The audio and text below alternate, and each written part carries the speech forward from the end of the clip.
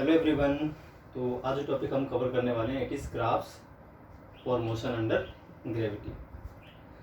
तो graphs for motion under gravity में number first case हम पढ़ते हैं। इससे पहले भी हमने ग्राफ कवर किए थे अपने पीछे वीडियो लेक्चर में। तो पिछले वीडियो लेक्चर्स में हमने जो ग्राफ कवर किए थे वो थे मोशन इन स्ट्रेट लाइन के लिए, ठीक है। X T V T graph हमने कवर किए थे। तो अब हम बात कर लेते हैं graphs for motion under gravity. सबसे पहला जो है इसमें क्या है, एक बॉडी को हम किसी हाइट से कर लेते हैं ड्रॉप, ठीक है भाई। ये मान लीजिए आपके पास एक बॉडी है, इस जगह पे पी पॉइंट पर आपके पास एक बॉडी है, आप मान लीजिए, चलिए ए पॉइंट मान लेते हैं। ए पॉइंट पर एक बॉडी है, इनिशियली इसकी स्पीड 0 है, इसको मैंने ड्रॉप किया है। तो फर्स्ट केस क्या है, when a body dropped from a height,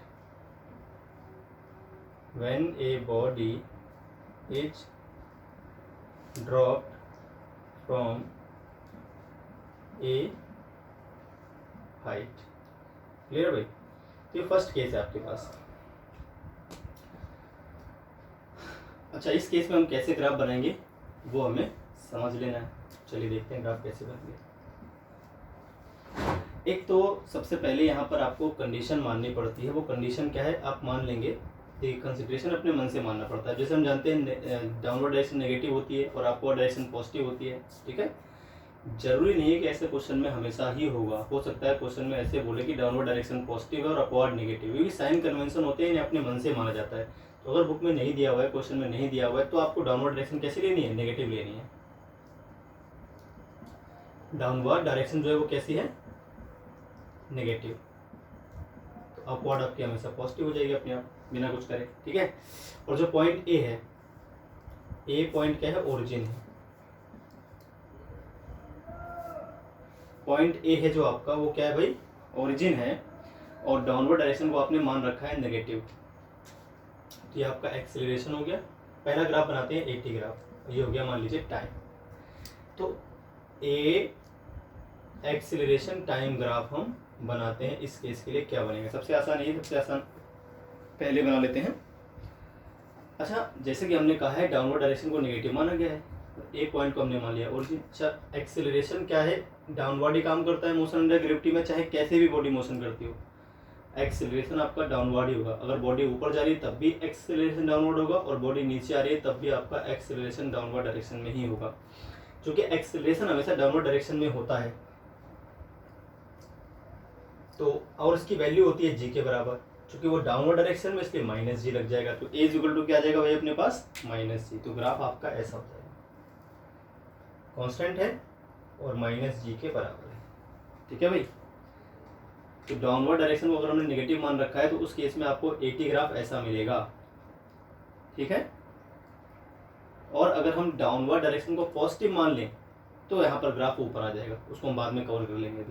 अभी नेगेटिव के लिए पहले तीनों ग्राफ बना लेते हैं, फिर पॉजिटिव के लिए तीनों ग्राफ बना लेंगे।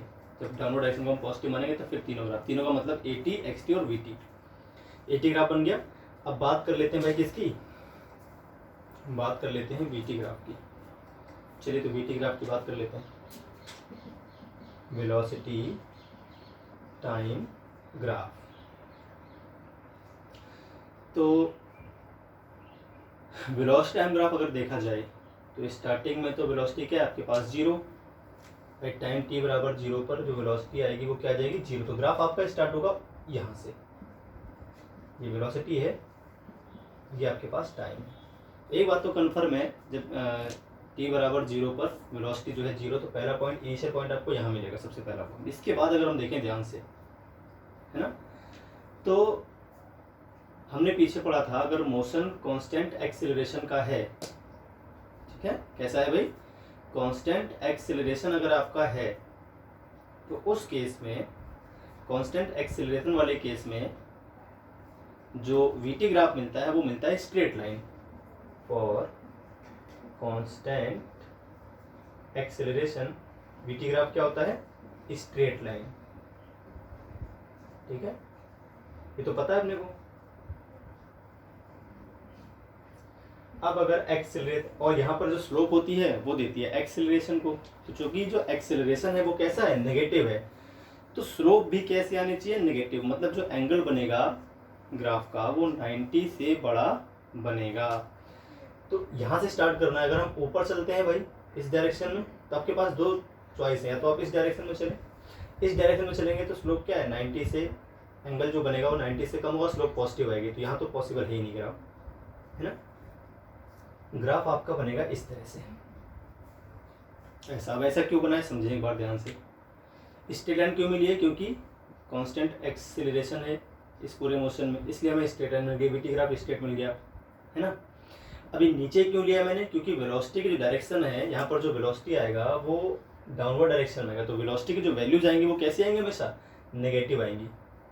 तो नीचे वेलोसिटी है वो नेगेटिव आनी चाहिए, तो नेगेटिव नीचे की तरफ आ गई है। पॉजिटिव हम ले नहीं सकते, क्योंकि वेलोसिटी कैसी आएगी, हमेशा नेगेटिव आएगी वीटी ग्राफ में नीचे की तरफ, है कि नहीं। तो वेलोसिटी टाइम ग्राफ हमें नेगेटिव मिलेगा, तो कंफर्म बात है भाई। स्टार्टिंग में जीरो, तो जीरो से शुरू कर दिया हमने ग्राफ, है कि नहीं। ये आपको मिल गया।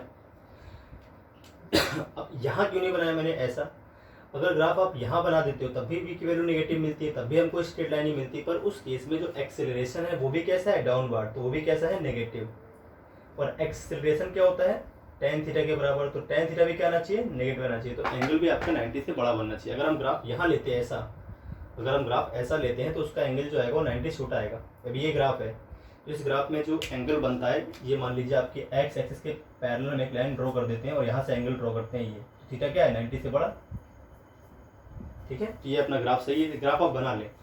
अब अगर किसी बच्चे को संदेह हो, साथ ये भी तो हो सकता था कि ऐसा ग्राफ ले लें तो वी नेगेटिव देगा और स्ट्रेट लाइन भी देगा, लेकिन उस केस में जो एक्स एक्सिस से एंगल बनेगा वो 90 से छोटा बनेगा, इसलिए ग्राफ एक्सेलरेशन पॉजिटिव आ जाएगा इसमें। अब थीटा क्या है 90 से छोटा है, हमेशा प्लस एक्स से नापते हैं एंगल को, ऐसे नापा जाता है एंगल को, ठीक है। इस तरह से, मतलब ये आपके एक्स है तो ऐसे ही नापना है आपको इस डायरेक्शन में, हमेशा एंटी क्लॉकवाइज ही एंगल आप मेजर करोगे। क्लॉकवाइज एंगल मेजर नहीं, या ऐसे एंगल नहीं कर सकते मेजर, गलत हो जाएगा। एंटी क्लॉकवाइज ही एंगल मेजर करना होता है ग्राफ का हमेशा। तो अगर यहाँ देखें तो एंगल क्या है 90 से छोटा है, तो यहाँ पर जो स्लोप आएगी वो कैसी आ जाएगी, पॉजिटिव। यहाँ पर एक्सीलरेशन पॉजिटिव आएगा, जबकि एक्सीलरेशन है कैसा, नेगेटिव। तो इसलिए ये वाला ग्राफ पॉसिबल नहीं है, इसलिए इसको मिटा देंगे। क्लियर है। तो ये ग्राफ आपका सही है। ये वेलोसिटी टाइम ग्राफ है। कौन सा ग्राफ है, जब हम v को बोलते हैं वेलोसिटी। अब देखिए स्पीड टाइम ग्राफ कैसे बनेगा सेम केस में। अब हम बात कर लेते हैं स्पीड टाइम ग्राफ की। अगर हम यहाँ लेते हैं स्पीड, तो देखिए स्पीड में तो कोई डायरेक्शन होती नहीं है, तो चाहे वो अपवर्ड हो और चाहे वो डाउनवर्ड डायरेक्शन में हो, भाई उसकी वैल्यू तो हमेशा प्लस ही लेनी है ना, क्योंकि डायरेक्शन ही नहीं होती। इस तरह से आएगा ये, है ना। तो देखते हैं ग्राफ कैसा बनता है। तो जब आप स्पीड टाइम ग्राफ की बात कर रहे होते हो तो आपको एक बात ध्यान रखनी है, स्पीड टाइम ग्राफ में स्पीड तो यहाँ इंक्रीज ही करेगी, तो डायरेक्शन उसमें होती नहीं, तो उसकी वैल्यू आपको प्लस ही लिखनी है। तो ये ग्राफ आपका ऊपर आएगा, ये ग्राफ नीचे नहीं आएगा। ये ग्राफ कैसा आएगा भाई, ऊपर की तरफ ही आएगा, ठीक है। ये ग्राफ आपका ऐसे ही बनने वाला है। अब चूंकि टाइम आगे बढ़ेगा तो टाइम को प्लस ही लेना है, और स्पीड भी बढ़ रही है, तो इधर ही ग्राफ आपका पॉसिबल है। और स्पीड टाइम ग्राफ में जो स्लोप होती है वो एक्सेलरेशन को नहीं देती है, ये ध्यान रखना है।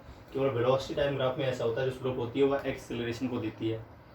एक्सेलरेशन बराबर स्पीड अपॉन टाइम नहीं होता, वेलोसिटी अपॉन टाइम होता है। Change in velocity upon change in time, change in speed upon change in time acceleration नहीं देगा। तो स्पीड टाइम ग्राफ आपका ऐसे बनना है, क्योंकि स्पीड क्या हो रही है, लीनियरली बढ़ रही है।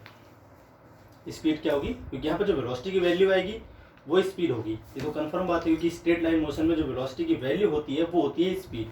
अब चूंकि वेलोसिटी की वैल्यू हमेशा पॉजिटिव रहने वाली है, लेकिन उसकी डायरेक्शन थी उसमें, इसलिए उसको हमने नेगेटिव लिखा था।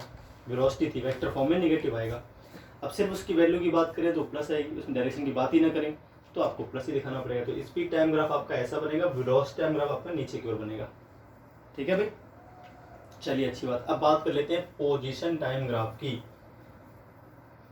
या फिर डिस्प्लेसमेंट टाइम ग्राफ की। तो दोनों डिस्प्लेसमेंट और डिस्टेंस दोनों लेते हैं एक बार अपन, ठीक है। तो यहाँ हम लेते हैं पहले डिस्प्लेसमेंट, क्या लेंगे,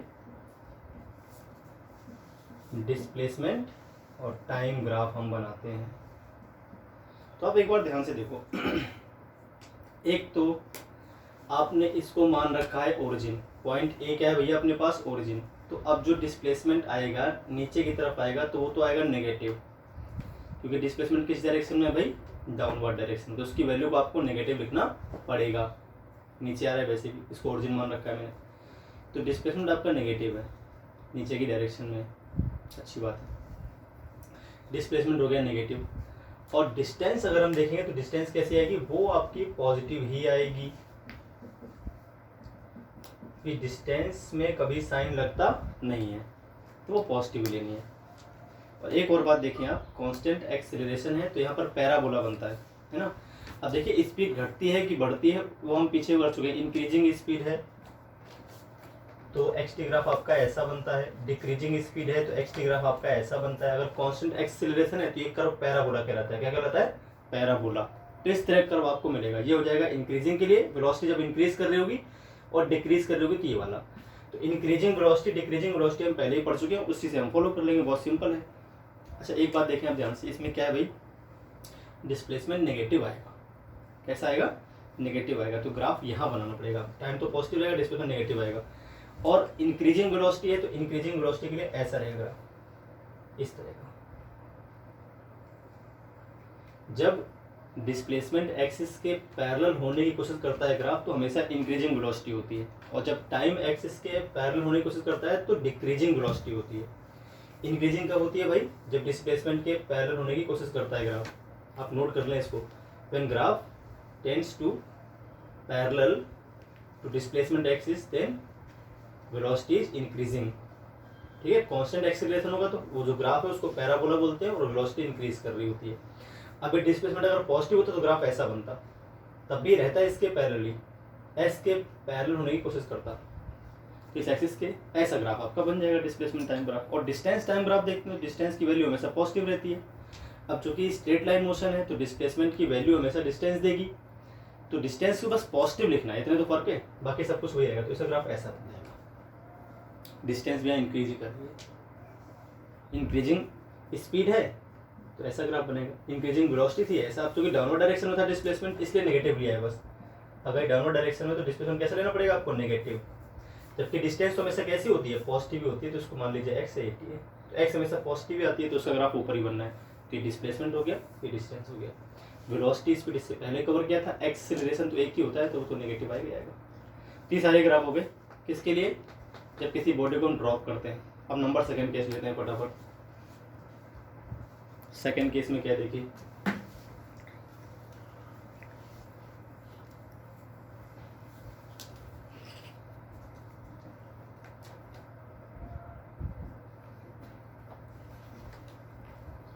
when a body is thrown upward with initial, ठीक है, अपवर्ड फेंका है तो इनिशियल स्पीड तो होगी, छोड़ दें, उसको लिखने की जरूरत नहीं है। ये केस कैसे देखिए, अब इसमें मान लीजिए कोई बॉडी है तो इसको हमने यू स्पीड से फेंक दिया ऊपर की तरफ, ये जाएगी ऐसे घूमकर वापस नीचे आएगी, फिर ऐसे आएगी ना, तो कन्फर्म है, और उसी स्पीड से वापस चली आएगी। तो मान लीजिए इसने स्टार्ट किया मोशन ए से, t बराबर 0 पे इसकी स्पीड क्या थी भाई, u थी, ठीक है, t बराबर 0 से इसने मोशन स्टार्ट कर दिया था। चलिए भाई, तो अब देखते हैं इसका ग्राफ कैसे बनने वाला है।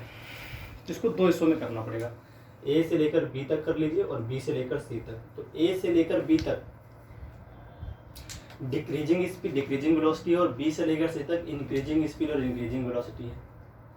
a से लेकर b तक आपका जो डिस्प्लेसमेंट है भाई, डिस्प्लेसमेंट जो आएगा आपका, देखिए ध्यान से, ऊपर की तरफ आ रहा है, इसके बाद नीचे की तरफ आना शुरू हो जाएगा। क्लियर है, चलिए अब करते हैं इसका ग्राफ कैसा बनेगा वो देख लेते हैं। चलिए देखते हैं। तो सबसे पहला ग्राफ बनाते हैं एटी ग्राफ। एटी ग्राफ कैसा बनना है, अच्छा, एक्सेलरेशन टाइम ग्राफ में कोई फर्क इसलिए नहीं पड़ता क्योंकि पूरे मोशन के दौरान, चाहे आप ए से बी की बात करो चाहे बी से लेकर सी तक की बात करो, एक्सेलरेशन डाउनवर्ड ही रहेगा, तो उसकी वैल्यू को आप -g लिख दो, तो ग्राफ बना दो तुरंत ऐसा, a = -g। अब यहाँ पर क्या किया है मैंने, डाउनवर्ड डायरेक्शन जो है, डाउनवर्ड डायरेक्शन कैसी ले ली है, नेगेटिव ले ली है, ठीक है। और पॉइंट ए को क्या मान रखा है, ओरिजिन मान रखा है, तो इसके ऊपर जो आएगा वो प्लस, इसके नीचे जो आएगा वो माइनस। क्लियर है भाई? तो इस तरह से बात होंगी। ठीक है, चलिए अब देखते हैं क्या कर सकते हैं इसमें। जहाँ से फेंका था मैंने ग्राफ को, इस जगह, तो डिस्प्लेसमेंट आपको यहीं से नापना है, हमेशा ये ध्यान रखना है। तो एटी ग्राफ तो आपका ऐसा हो गया। वीटी ग्राफ की बात कर लेते हैं, और वीटी में दो होंगे, एक तो वेलोसिटी टाइम ग्राफ और एक होगा स्पीड टाइम ग्राफ। तो पहला तो बना लिया आपने, अब बात कर लेते हैं वेलोसिटी टाइम ग्राफ। किसकी? वेलोसिटी, यहाँ पे लिख लीजिए टाइम। चलिए बात कर लेते हैं वेलोसिटी टाइम ग्राफ, ये कैसे होगा। तो वेलोसिटी जो है आपकी, देखिए अगर वेलोसिटी की बात कर रहे हो आप, तो इसमें वेलोसिटी जो होगी स्टार्टिंग में कैसी रहेगी भाई? स्टार्टिंग में वेलोसिटी अपवर्ड डायरेक्शन में है। वेलोसिटी कैसी है भाई? अपवर्ड डायरेक्शन में। लेकिन ध्यान रहे जो एक्सेलरेशन है वो स्टार्टिंग में, हम ए से बी तक की बात करते हैं, तो पहले ए टू बी की बात कर लेते हैं। ए टू बी वेलोसिटी कैसी है? अपवर्ड, और एक्सेलरेशन कैसा है? डाउनवर्ड। स्लोप कैसी आएगी? स्लोप आनी चाहिए नेगेटिव, और इसकी वैल्यू v की वैल्यू कैसे आनी चाहिए? पॉजिटिव, है ना। वेलोसिटी पॉजिटिव रहनी चाहिए, मतलब ओरिजिन से ऊपर ही वेलोसिटी आपको दिखानी पड़ेगी। अब जो ग्राफ बनेगा वो शायद ऐसा, ऐसा देखिए आपको दिख रहा होगा, ऐसा बनेगा। क्यों भाई? क्योंकि इनिशियल स्पीड क्या है? पॉजिटिव है, अपवर्ड डायरेक्शन में थी, तो इनिशियल स्पीड को u लिख दीजिए। इसके बाद जब b पॉइंट पर ये पहुंचेगा तब इसकी वेलोसिटी घटकर क्या हो जाएगी? 0। तो 0 तक पहुंच गया, तो ये b पॉइंट आपको मिल गया, समझ लीजिए। अब आप मान लें a से b तक पहुंचने में टाइम t नॉट लगा है इसको, तो यहाँ पर टाइम आप दिखा दीजिए t नॉट, ये टाइम 0 था इस जगह पर, ठीक है।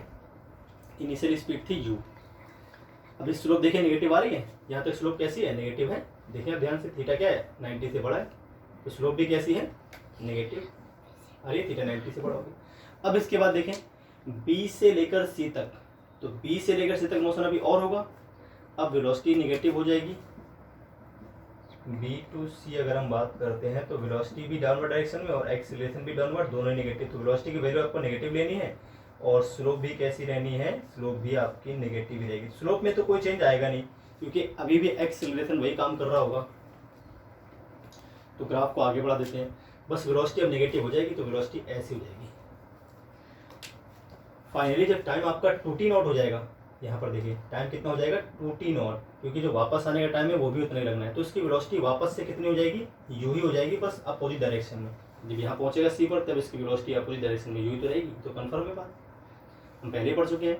वेलोसिटी u ही रहती है, उसी पॉइंट पर वापस आने पर सेम वेलोसिटी होती है जिससे आपने उसको फेंका था। तो सेम पॉइंट पर जब वापस आएगी तो सेम वेलोसिटी से वापस आएगी, बस डायरेक्शन बदली हुई हमें मिलेगी। तो ये ग्राफ हो गया, यहाँ से लेकर यहाँ तक a टू b, फिर यहाँ से b टू c। ये पूरा ग्राफ आपके सामने, ये वेलोसिटी टाइम ग्राफ है आपका। कौन सा ग्राफ है भाई? वेलोसिटी टाइम ग्राफ इसको हम बोलेंगे। ये हो गया आपके पास, बहुत अच्छी बात है, इसे नोट कर लें पूरा। अब हम बात कर लेते हैं स्पीड टाइम ग्राफ की। किसकी? स्पीड। चलिए तो स्पीड की बात करते हैं। स्पीड में क्या देखें,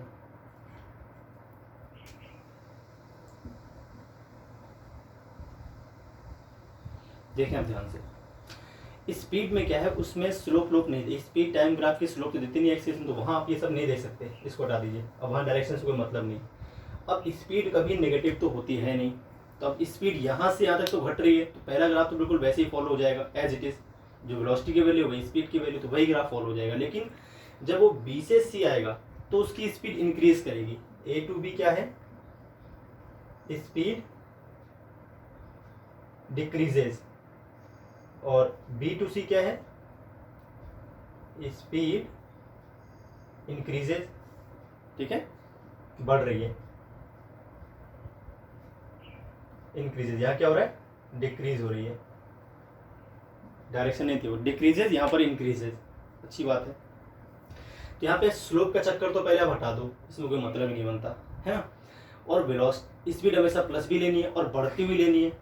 और अगर स्पीड कॉन्स्टेंटली बढ़ेगी टाइम के साथ तो ग्राफ स्ट्रेट लाइन ही मिलेगा, बस ऐसा मिल जाएगा। तो ये ग्राफ हटा दीजिए यहाँ से, ऐसा ऐसा। बाकी आपको सभी सब कुछ सेम ही रहने वाला है। यहाँ पर जो टाइम मिलेगा 2t नॉट ही मिलेगा आपको। अभी भी कितना मिल जाएगा? 2t not. वापस आने पे सेम स्पीड ही मिल जाएगी इसको।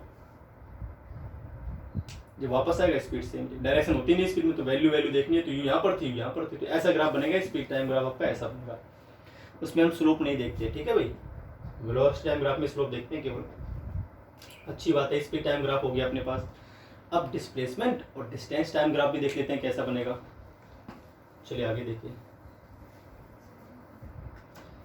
चलिए बात कर लेते हैं डिस्प्लेसमेंट।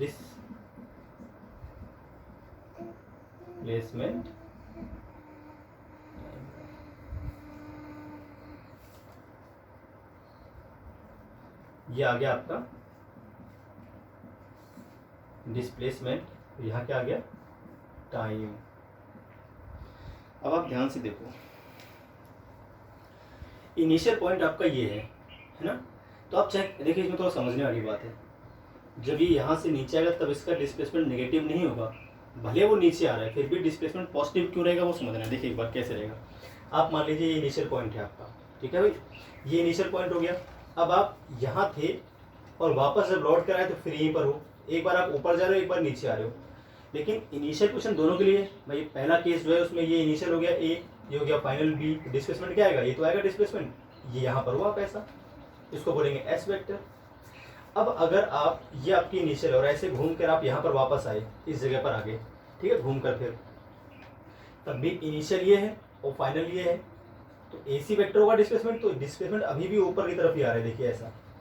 तो डिस्प्लेसमेंट इस केस में हमेशा अपवार्ड डायरेक्शन में रहेगा, भले बॉडी नीचे आ रही है, इनिशियल पॉइंट आपका ये है तो आप हमेशा इस पॉइंट से ऊपर पाए जाओगे, और इनिशियल और फाइनल को मिलाऊंगा तो हमेशा डायरेक्शन कैसे आएगी, ऊपर की ओर। तो डिस्प्लेसमेंट आपका हमेशा कैसा आ रहा है, नीचे ऊपर की ओर ही आ रहा है। अगर आप इस पॉइंट को क्रॉस करके नीचे चले जाते हो तो डिस्प्लेसमेंट आपका नेगेटिव आएगा, जो कि यहाँ पर तो पॉसिबल है नहीं। अगले केस में हम उसको लेंगे, वो भी देखते हैं कैसा होगा। तो ये सही है भाई, डिस्प्लेसमेंट की जो वैल्यू आएगी, क्योंकि डिस्प्लेसमेंट हमेशा कैसा है इस पूरे केस में, ये अपवार्ड डायरेक्शन में ही है इसमें डिस्प्लेसमेंट, जो डिस्प्लेसमेंट है अपना वो कैसा है, अपवार्ड डायरेक्शन में ही है, ठीक है। तो भाई लेनी तो वैल्यू पॉजिटिव है डिस्प्लेसमेंट की। अब अगर हम देखें यहाँ पर, यहाँ से लेकर यहाँ तक वेलोसिटी हो रही है डिक्रीज, और एक कांस्टेंट एक्सेलरेशन वाला ग्राफ है, तो पैराबोला बनेगा पहली बात, वो भी डिक्रीजिंग वेलोसिटी का। तो डिक्रीजिंग वेलोसिटी में टाइम एक्सिस के पैरेलल होने की कोशिश करता है ग्राफ, तो आपका जो ग्राफ बनेगा डिस्प्लेसमेंट टाइम ग्राफ वो बनेगा भैया ऐसा, ये ऐसा ऐसा, ठीक है। ए टू बी आपका ऐसा हो जाएगा बी पर जाकर। अब बी से लेकर सी तक अगर हम देखें ध्यान से, तो ए से लेकर बी तक इंक्रीजिंग वेलोसिटी वाला ग्राफ फॉलो होगा, वो भी कांस्टेंट एक्सेलरेशन के लिए। तो इंक्रीजिंग वेलोसिटी वाला ग्राफ ऐसा हो, सॉरी डिक्रीजिंग वेलोसिटी है, इंक्रीजिंग नहीं, कैसी है, डिक्रीजिंग वेलोसिटी है। डिक्रीजिंग वेलोसिटी क्योंकि ए से बी तक इसकी वेलोसिटी घटनी है, तो डिक्रीजिंग जो वेलोसिटी होती है उस केस में कैसा बनता है ग्राफ, ऐसा बनता है, टाइम एक्सिस के पैरेलल होने की कोशिश करता है। अब इसके बाद जो अपने पास ग्राफ आएगा बी से लेकर सी तक, तो बी से लेकर सी तक ग्राफ कैसा रहेगा, इंक्रीजिंग वेलोसिटी वाला, इंक्रीजिंग वेलोसिटी। और इंक्रीजिंग वेलोसिटी में और डिस्प्लेसमेंट डायरेक्शन हमेशा पॉजिटिव ही है, अपवर्ड डायरेक्शन में आएगा डिस्प्लेसमेंट, तो आपको पॉजिटिव लेना है वो।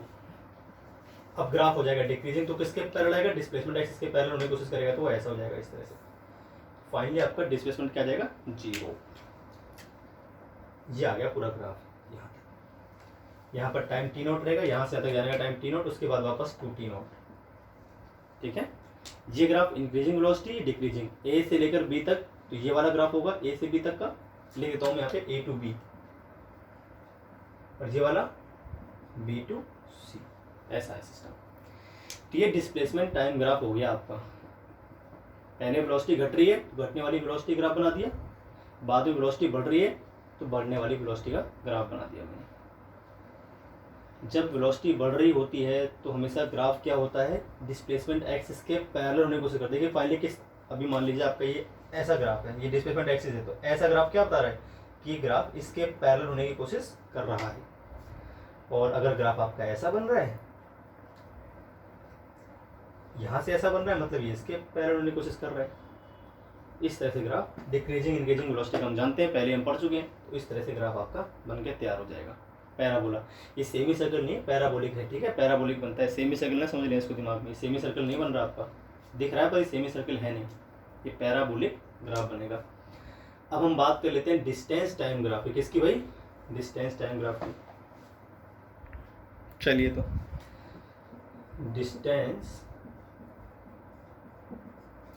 Time graph. Distance time graph कैसा बनेगा, तो यहाँ हम डिस्टेंस ले लेते हैं इसी केस में, when a body is throne upward. Distance देखिए, ये हटा देते हैं इसको, ठीक है। टाइम तो ये रहेगा, तो टाइम तो लिखा रहने कोई दिक्कत नहीं है। आपको पता होना चाहिए डिस्टेंस तो क्या होती है, हमेशा बढ़ती है।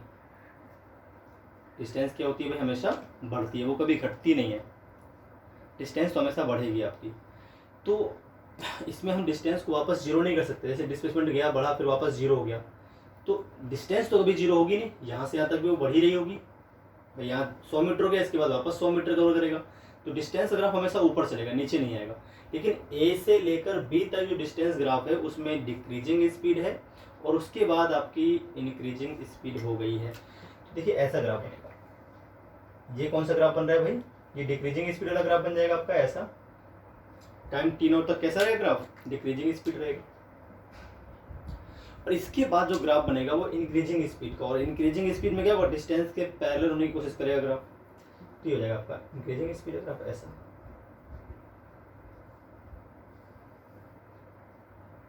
इस तरह से यहाँ पर टाइम क्या हो गया 2t नॉट। इस तरह से आपका डिस्टेंस टाइम ग्राफ, ये डिस्टेंस टाइम ग्राफ ऐसा बनेगा। इस वाले केस में ध्यान रखनी है आपको पूरी बातें। तो ये हो गया आपका डिस्टेंस टाइम ग्राफ, इससे पहले वाला था डिस्प्लेसमेंट टाइम ग्राफ, ठीक है भाई। तो ये आपका आंसर हो जाएगा डिस्टेंस टाइम ग्राफ का। तो अब हम जो केस लेते हैं इसके बाद वो ले लेते हैं एक बॉडी को जब हम रिबाउंड करते हैं तब। मान लीजिए आपकी बॉडी एक ड्रॉप किया गया है, एक बॉडी को हमने ड्रॉप किया है u0 से, और वो अर्थ पर टकराती है, रिबाउंड्स विद सेम स्पीड, ठीक है।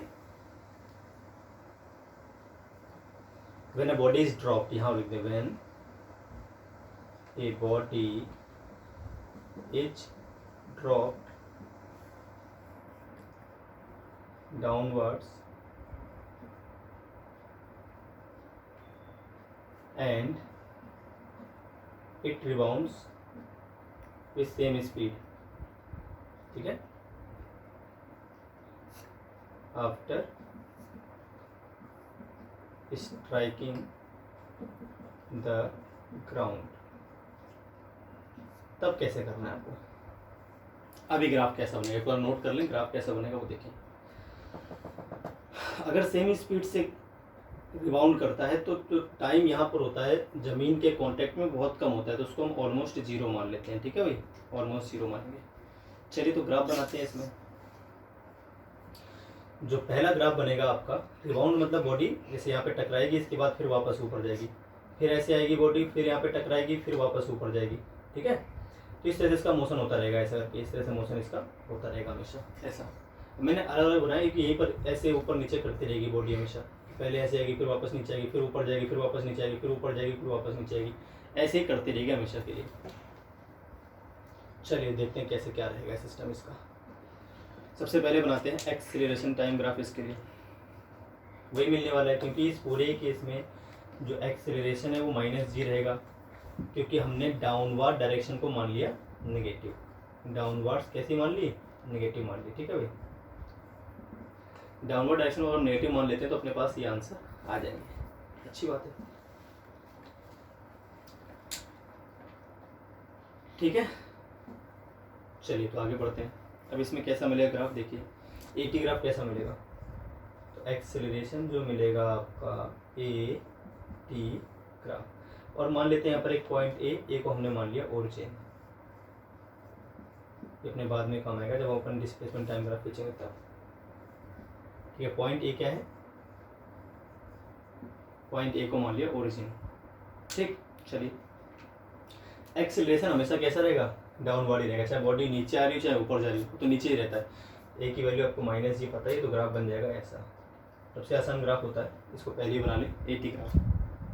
पहला एक्सेलरेशन टाइम ग्राफ हो गया, इसको बोलते हैं एक्सेलरेशन टाइम ग्राफ। क्या बोलते हैं भाई इसको,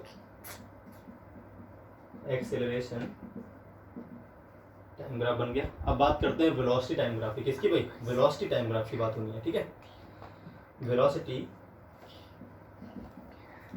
टाइम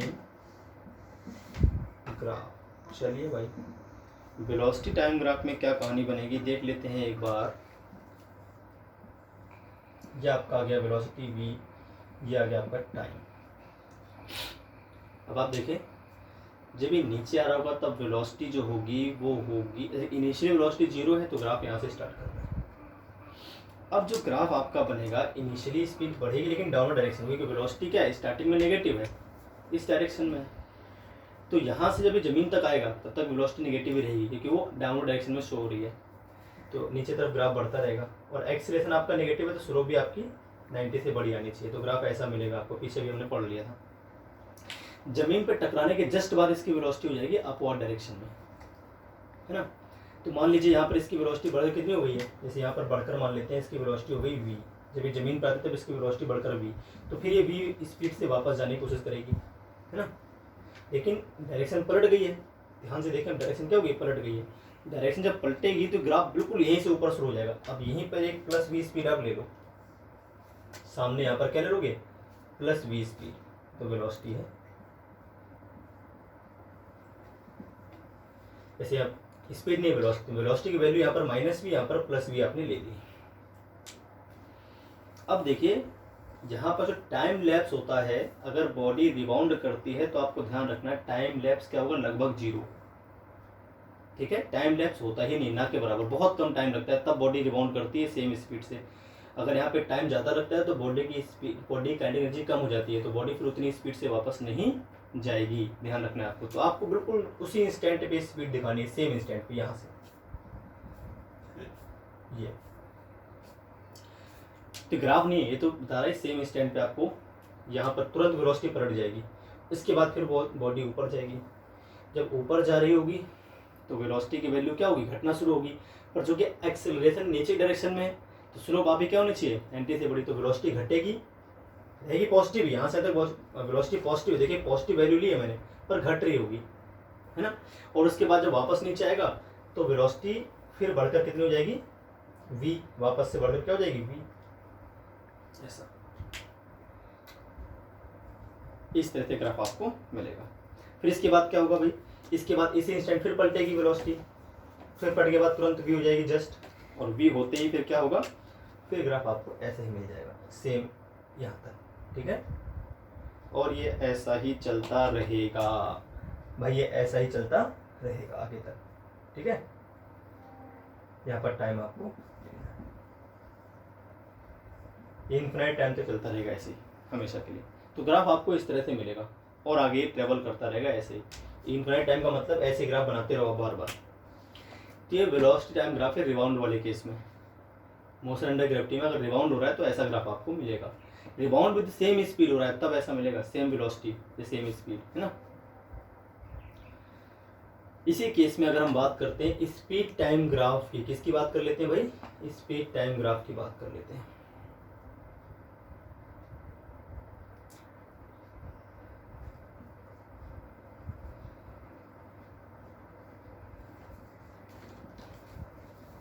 इस तरह से, है ना। तो आपको ध्यान से देखें तो भाई स्पीड जो होगी वो हमेशा पॉजिटिव होती है। कैसी होती है, पॉजिटिव, उसको हम नेगेटिव नहीं मान सकते। तो स्टार्टिंग में स्पीड क्या होगी, बढ़ रही होगी, और वो पॉजिटिव भी लेनी है। तो भाई जो ये वाला ग्राफ है ये पलट के यहाँ पहुँचा दो आप, ऐसा, इसको हटा दो यहाँ से। अब वेलोसिटी ऐसे बढ़कर मान लीजिए v हो गई, ठीक है। फिर वापस घटेगी, वापस 0 हो जाएगी, तो वापस घटी, फिर वापस 0 हो गई। फिर वेलोसिटी बढ़ेगी, देखिए यहाँ से यहाँ छोड़ा, बढ़ गई, फिर उसके बाद घट गई, फिर वापस बढ़ेगी, फिर घटेगी, फिर बढ़ेगी, फिर घटेगी, बस ये होता रहेगा। कॉन्स्टेंटली ऐसा होगा क्योंकि यहाँ पर एक्सेलरेशन क्या है, कॉन्स्टेंट है। तो आपको ये ग्राफ ऐसा मिलने वाला, ये हटा दीजिए, नीचे कोई ग्राफ नहीं मिलेगा आपको, हमेशा ऊपर ऊपर ग्राफ मिलता रहेगा, इन्फिनाइट टाइम तक ये चलता रहेगा। तो ये जाएगा स्पीड टाइम ग्राफ। यहाँ पर नेगेटिव जो थी ना उन सबको हटा के पॉजिटिव में आप कनेक्ट कर दो। तो स्टार्टिंग वाले में स्पीड बढ़ी, फिर ऊपर जाने पे घटी, तो नीचे आ रहा था, नीचे जमीन में पहुंच गया, तब तक बढ़ती रही, जमीन से वापस ऊपर जाएगा तो घटेगी, फिर जमीन पर वापस आएगा तो बढ़ेगी, फिर जमीन से ऊपर जाएगा तो घटेगी, इस तरह होता रहेगा हमेशा। स्पीड टाइम ग्राफ आपको ऐसा मिलेगा इस वाले केस में। क्लियर होगी बात?